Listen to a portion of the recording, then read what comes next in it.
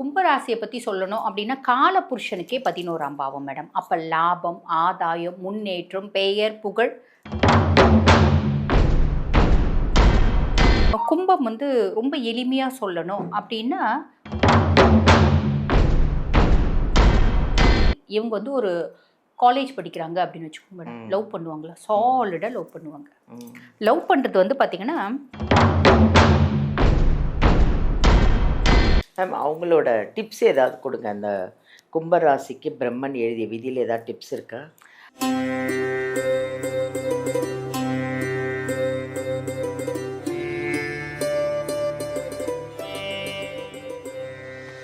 வணக்கம், நான் உங்கள் பாலாம்பிகா. உலகமெல்லாம் பார்த்து ரசித்து எங்களுக்கு நல்ல ஒரு பாசிட்டிவான கமெண்ட்ஸ் எல்லாம் கொடுத்து எங்கள் ஜோதிடர் யுகம் சேனலை எவ்வளோ பிரபலமாக்கி சக்ஸஸ்ஃபுல்லாக்கி ஒரு ஜோதிடர்களையும் நாங்கள் வந்து கூப்பிட்டு உங்களுக்காக நிறைய விஷயங்களை அலசி ஆராய்ஞ்சி கொடுத்துட்ருக்குறோம். எதுக்காக? உங்களுக்காக யூஸ்ஃபுல்லாக இருக்கணும். நீங்கள் நிறைய பரிகாரங்கள்லாம் பண்ணணும், நிறைய கோவில்களுக்கெல்லாம் போகணும், 12 ராசி ஆளுங்களுக்கும் நல்லா இருக்கணும் அப்படின்ற ஒரே காரணத்துக்காக நாங்கள் நிறைய ஜோதிடர்களை கூப்பிட்டு நிறைய விஷயங்களை உங்களுக்காக நாங்கள் ஷேர் பண்ணிகிட்ருக்கோம். நீங்களும் அதெல்லாம் வந்து எங்களுக்கு கமெண்ட் கொடுக்கும்போது நீங்கள் சொன்ன பரிகாரத்தை நாங்கள் ஃபாலோ பண்ணோம், நல்லாயிருக்கோம், சந்தோஷமாக இருக்கும் அப்படின்னு நீங்கள் ஒரு பாசிட்டிவாக கொடுக்குறீங்க பெர் கமெண்ட்டை. அதுதாங்க எங்களுடைய சக்ஸஸ்ஃபுல்கான ஒரு காரணம். இன்றைக்கி ஒரு அருமையான ஒரு டைட்டிலோட, அருமையான ஒரு ஜோதிடரோட, அழகான ஒரு ஜோதிடரை நம்ம சந்திக்க போகிறோம். யார் அப்படின்னா, ஒரு அழகாக பிரகாசமாக, ஒரு என்ன சொல்கிறது, அவங்களுக்கு நிறைய ஃபேன்ஸ் இருக்காங்க. ஒரு அழகான முகம், அழகான 12 ராசிக்கும் உங்களுக்கு ஒரு பாசிட்டிவான விஷயங்களை கொண்டு வந்துட்டுருக்காங்க நம்ம டாக்டர் தீபா அருளாளன் அவர்களை தான் நம்ம சந்திக்க போகிறோம். இன்றைக்கி என்ன டைட்டில் அப்படின்னா, பிரம்மன் எழுதிய விதி. புதுசாக இருக்கு இல்லைங்க? எனக்கே அது புதுசாக தான் இருக்குது. பிரம்மன் எழுதிய விதி என்ன தான் இருக்கும் அந்த 12 ராசிக்கும் அப்படின்னு நம்ம டாக்டர் தீபா அருளாளனை கேட்டு தெரிஞ்சுக்கலாமா? வாங்க அவங்கள சந்திப்போம். வணக்கம் மேம். வணக்கம். நான் சொன்னேன்னா பிரகாசமாக அழகாக ஜிகி ஜிக்கின்னு இருக்கீங்க மேம். ஜிகி ஜிக்கின்னு இருக்கீங்க. பரவாயில்ல மேம். உள்ள நிறைய நம்மளுக்கு வந்து யாருக்கு என்ன பிரச்சனை இருந்தாலும் வெளியே ஜிகி ஜிகின்னு தான் இருக்கணும் அப்படின்றதுக்கு நம்மளே முன்னோடியாக இருக்கலாம். இல்லை மேம், நான் ஒரே ஒரு விஷயந்தான் நான் சொல்வேன். நாம் என்ன தோற்றமோ அதுதான் பாசிட்டிவ், நாம் என்ன தோற்றமோ அதுதான் நெகட்டிவ். நான் வந்து ஒரு நெகட்டிவான ஒரு தோற்றத்தோடு உட்காந்துருந்தா அது முதல்ல சேனல் பார்க்குறவங்களே வந்து ஃபோனை மாற்றி விட்ருவாங்க.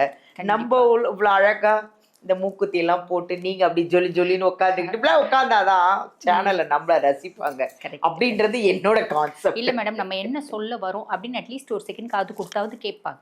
அது உண்மை. அதுக்கும் மேல மேடம் ஒவ்வொரு லேடிஸும் வந்து பாத்தீங்கன்னா அவங்க அழகா தான் இருக்கணும். பொதுவாவே பெண்கள்னாலே அழகு இல்லைங்களா? பெண்கள்னாலே மகாலட்சுமியோட ஸ்வரூபம். அப்ப நம்ம எப்பயுமே லட்சுமிகரமா இருக்கிறது தானே மேடம் நல்லது இல்லைங்களா? மனோரமா சொல்லுவாங்க மேம். ஓ, நீங்க பழைய நடிகை மனோரமா தெரியுங்களா? அவங்க அப்படிதான் சொல்லுவாங்க. ஓ, அழகா இருக்கணும். அதுவும் இல்லாம ஏஜ் சொல்லக்கூடாது, பெண்களோட ஏஜ் நம்ம சொல்லிக்க கூடாதுன்னு சொல்லுவாங்க. அதே மாதிரி நான் அந்த நடிகன் படம் ஆக்ட் பண்ணும்போது ஆண்டின்னு சொன்னதே அவங்க ரொம்ப நாள் 2 நாள் என்கிட்ட ஷூட்டிங் ஸ்பாட்ல பேசவே இல்லை. ஏன் பேசலன்னு போது தான் எனக்கு தெரிஞ்சிச்சு. என்னையே ஆண்டின்னு கூப்பிட்டேன், நான் கிழவியான்னு என்னை கேட்டாங்க. அப்பதான் மேம் தெரிஞ்சுக்கிட்டேன் பெண்கள் என்னைக்குமே ஸ்வீட் 16 அப்படிங்கறத நம்ம காமிச்சுக்கிட்டே இருக்கணும் இல்லையா? பிரகாசமா அழகா. மேம் இன்னைக்கு வந்து பிரம்மன் எழுதிய விதி அப்படின்னு ஒரு அழகான ஒரு புது டைட்டிலோட இன்னைக்கு நம்ம மக்களை சந்திக்க போகிறோம். இந்த பிரம்மன் எழுதிய விதின்றது 12 ராசிக்கும் இருக்கும் இல்லையா? ஸோ அந்த 12 ராசிக்கும் பிரம்மன் எழுதிய விதி நம்ம பார்ப்போமா எப்படின்னு? கண்டிப்பாக பார்க்கலாம் மேடம். மேம் அடுத்தது கும்பராசி. இந்த கும்பராசிக்கு எப்படி இருக்குது இந்த பிரம்மன் எழுதிய விதி? கும்பராசியை பற்றி சொல்லணும் அப்படின்னா காலபுருஷனுக்கே 11ஆம் பாவம் மேடம். அப்போ லாபம், ஆதாயம், முன்னேற்றம், பெயர், புகழ் இது எல்லாமே கும்பத்துக்கு ஒரு காலகட்டத்தில் இல்லை ஒரு காலகட்டம் அமைஞ்சிடும், மாற்றுக்கிறது கிடையாது. ஆண் ராசி, சனியினோட ராசி. பொதுவாக வந்து பார்த்திங்கன்னா மேடம் கும்பம் வந்து ரொம்ப எளிமையாக சொல்லணும் அப்படின்னா உள்ளதை உள்ளபடியே வந்து பார்த்திங்கன்னா சொல்லக்கூடிய தன்மை அப்படின்றது உண்டு. எதுவாக இருந்தாலும் ஆமாம் இந்த விஷயம் இப்படி நடந்துச்சு, நான் இப்படி செஞ்சேன் அப்படின்றத ஹானஸ்ட்டாக ஒத்துப்பாங்க. ஓரளவுக்கு ஹானஸ்டி அப்படின்றது ஜாஸ்தி உண்டு கும்பத்துக்கு. அப்படின்னா சரி, இவங்களோட ஸ்கூல் லைஃப் எப்படி இருக்கும்? ஒரு பெரிய நெட்வொர்க் வச்சுருப்பாங்க. லைஃப் வந்து பார்த்திங்கன்னா ஒரு பெரிய நெட்வொர்க்கு, நிறைய ஃப்ரெண்ட்ஸு, நல்ல நைட் வந்து வெளியே போகிறது, சுற்றுறது, ஃப்ரெண்ட்ஸோட என்ஜாய் பண்ணுறது இதெல்லாம் பிடிக்கும். ஃப்ரெண்ட்ஸ் வந்து பார்த்தீங்கன்னா, என்னோட ஸ்டேட்டஸு, என்னோட டிக்னிட்டி, என்னோட கேலிபர் இது பிரகாரம் வச்சுப்பேன். எல்லாரும் எனக்கு ஃப்ரெண்டு. நல்ல வசதியான பையனும் ஃப்ரெண்டு, வசதி இல்லாத பையனும் ஃப்ரெண்டு, கேர்ள்ஸு ஃப்ரெண்டு, இப்படி எல்லாரும் வந்து பார்த்தீங்கன்னா, சொசைட்டி அப்படிலாம் நான் பெருசாக யோசிக்க மாட்டேன். நட்பில் என்ன இருக்குது? யாரை வேணா நட்பை வச்சுக்கலாமே. இப்போ அம்மா சொல்கிறாங்கன்னு வச்சுக்கோங்க, ஏக்கண்ணே நம்மளோட வசதி என்ன, நம்மளோட ஸ்டேட்டஸ் என்ன, என்னம்மா நீ வேற ஃப்ரெண்டுக்கெலாம் போயிட்டு வசதி ஸ்டேட்டஸ் கம்முனருமா நீ அப்படின்னு பிள்ளைங்க சொல்லுதுங்க பார்த்தீங்களா, அதெல்லாம் கும்பம் அப்படின்லாம். ஸோ ஒரு பெரிய ஸ்டேட்டஸ் வச்சுருப்பாங்க, ரொம்ப ஒரு பெரிய ஒரு கன்சர்னில் சிஇஓ இருப்பார் மேடம், ஒரு எலக்ட்ரிஷியன் ஃப்ரெண்டாக இருப்பார், ஒரு பிளம்பரு ஃப்ரெண்டாக இருப்பார், ஒரு டெய்லரு ஃப்ரெண்டாக இருப்பார்.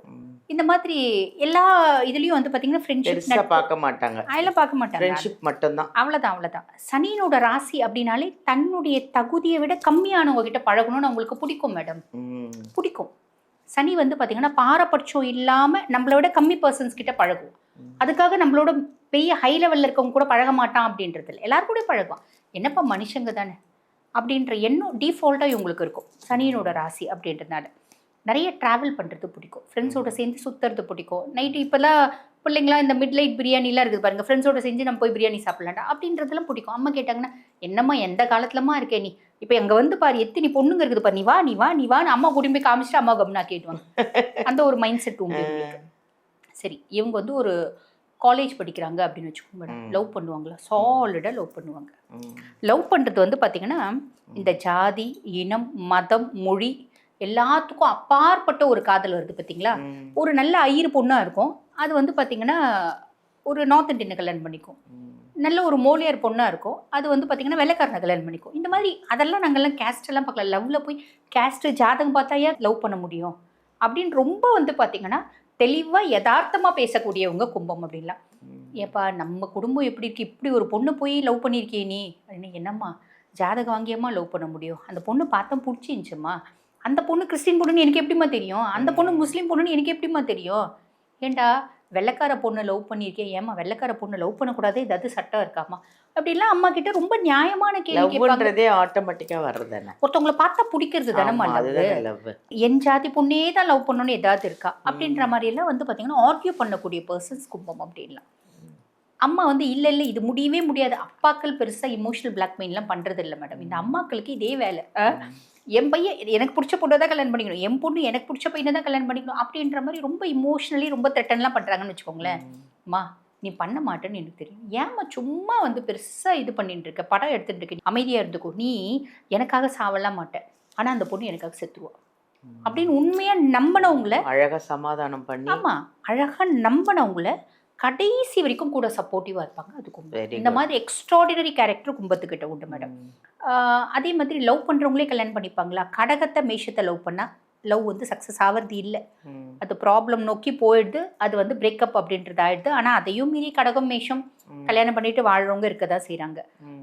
மேரேஜ் லைஃப் எப்படி இருக்கும் அப்படின்னா, கல்யாணம் பண்ணிட்டு அப்புறம் அவங்களுக்கு தன்னோட லைஃப் பார்ட்னரோட டைம் ஸ்பெண்ட் பண்ண முடியாது. ஏன்னா வாழ்க்கையில் சாதிக்கணும் பெரிய லெவலில் வரணும் அப்படின்றதுக்கும் லைட்டாக சலசலப்பு வரும். ஆனால் அதையும் மீறி ஃபேமிலி லைஃப் நல்லா ஓடிடும் அப்படின்னு சொல்லலாம்.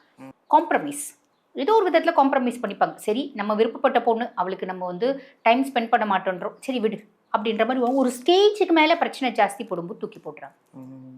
தொழில் அப்படின்னா ஒரு முறையாவது பிஸ்னஸ் நான் பண்ணி பார்த்துடணும், லாபமோ நஷ்டமோ அதை பற்றி இல்லை, ஒரு முறையாவது பிஸ்னஸ் பண்ணணும் அப்படின்றது. ஒரு பிஸ்னஸை பண்ணுறாங்க, நல்லா சக்ஸஸ் ஆகிடுச்சு வச்சுக்கோங்களேன், சரி இன்னொரு தொழில் போகலாம், எனக்கு இந்த தொழிலில் கிக்கு இல்லை, நான் இன்னொரு தொழில் போகலாம் அப்படின்ற மாதிரி புதுசாக லைஃப்பில் வந்து பார்த்திங்கன்னா ஒரு அர்த்தம் இருக்கணும், சாதிக்கணும் அப்படின்னு அவங்க வாழ்க்கைக்கு ஒரு அர்த்தத்தை கொடுத்துட்டே இருக்கவங்க கும்பம் அப்படின்னு சொல்லலாம். ஆரோக்கியம் சார்ந்த குறைபாடுகள் இருக்கா, எலும்பு சார்ந்த பிரச்சனைகள், நரம்பு சார்ந்த பிரச்சனைகள் அப்படின்றது இருக்க தான் செய்யும். டைரக்ஷன் உங்களுக்கு எது ரொம்ப ஃபேவராக இருக்கும் அப்படின்னா மேற்கு, கலர் எது ரொம்ப ஃபேவராக இருக்கும்னா ஆல் டைப் ஆஃப் ப்ளூ அப்படின்னு சொல்லலாம் மேடம்.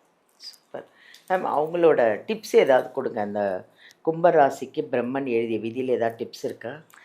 ரொம்ப சிம்பிளாக சொல்லணும் அப்படின்னா சிவன் காலை கெட்டியமாக பிடிச்சிக்கணும் மேடம். எனக்கு சாமி கும்பிடலாம் உனக்கு என்னால் முடியாது அப்படின்னாலும் நீ சிவன் கோயிலுக்கு போயிட்டு அங்கே வரக்கூடிய பக்தர்களுக்கு ஒரு பிரசாதம் அப்படின்ற மாதிரி நம்ம ஏதாவது ஒன்று நம்மளால முடிஞ்சது. இந்த எள்ளு கொழுக்கட்டை இதெல்லாம் நம்ம தானம் பண்ணலாம். எள்ளு சாதம்லாம் தானம் பண்ணால் யாரும் எடுத்துக்க மாட்டாங்க. வேர்க்கடலை கொழுக்கட்டையிலேயே கொஞ்சம் எள்ளு போட்டு அது கொழுக்கட்டை இனிப்பு நம்ம தானம் பண்ணுறோம் அப்படின் போது நம்ம வாழ்க்கையும் இனிப்பாக மாறும் madam. Thank you ma'am, thank you. Thank you. கும்பராசிக்கு நல்ல அழகான ஒரு பதிவு, பிரம்மன் எழுதிய விதி, அதில் கும்பராசிக்கு ரொம்ப நல்லா இருக்கு. ஒரு அருமையான ஒரு டிப்ஸ் கொடுத்தாங்க. அதை ஃபாலோ பண்ணுங்கள். சூப்பரான ஒரு டிப்ஸ் அது. அதை ஃபாலோ பண்ணுங்கள். எல்லாமே இறைவன் தான். என்னதான் பிரம்மன் எழுதிய விதினாலும் கடவுளை கெட்டியாக பிடிச்சிக்கிட்டா அந்த விதியிலேருந்து நம்ம தப்பிச்சு நல்லா இருக்கலாம் அப்படின்னு மேம் சொல்கிறாங்க. அதை ஃபாலோ பண்ணுங்கள். ஜாதகம் பார்க்கணும் அப்படின்னா வீடியோலேருந்து நம்பர் எடுத்து மேமை காண்டாக்ட் பண்ணி உங்கள் ஜாதகம் எடுத்துகிட்டு போய் பாருங்கள். இல்லை எனக்கே ஆசையாக இருக்குங்க ஜாதகம் கற்றுக்கணும் அப்படின்னு நீங்கள் நினைக்கிறீங்கன்னா வீடியோலேருந்து நம்பர் எடுத்து அவங்கள நேரடியாக காண்டாக்ட் பண்ணலாம். இல்லைன்னா ஆன்லைன்லேயும் அவங்க சொல்லித்தராங்க. அவங்க ஜாதகம் கற்றுக் கொடுத்துட்ருக்காங்க. அழகாக அவங்கக்கிட்டே கற்றுக்கலாம் நீங்கள். தேங்க்யூ.